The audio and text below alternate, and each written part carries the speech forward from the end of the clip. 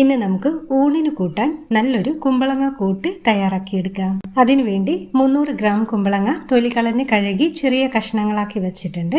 ഇനി ഒരു പാനിലേക്ക് 1 ടേബിൾ സ്പൂൺ ഓയിൽ ഒഴിച്ച് ഒന്ന് ചൂടായതിനു ശേഷം 1-2 വെള്ളുള്ളി ചെറുതായി അരിഞ്ഞത് ചേർത്ത് കൊടുക്കാം. ഇതിലേക്ക് 1/2 ടീസ്പൂൺ കടുക് ചേർത്തൊന്ന് പൊട്ടിച്ചെടുക്കാം.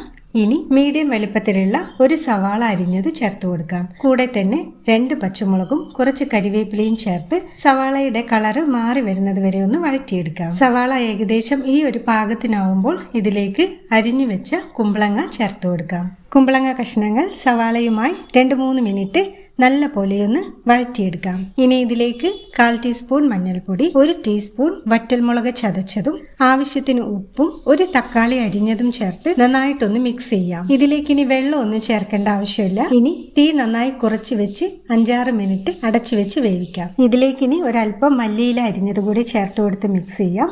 മല്ലിയിലയുടെ ടേസ്റ്റ് ഇഷ്ടമാണെങ്കിൽ മാത്രം ചേർത്ത് കൊടുത്താൽ മതി. ഇനി നമുക്ക് ഫ്ലെയിം ഓഫ് ചെയ്യാം.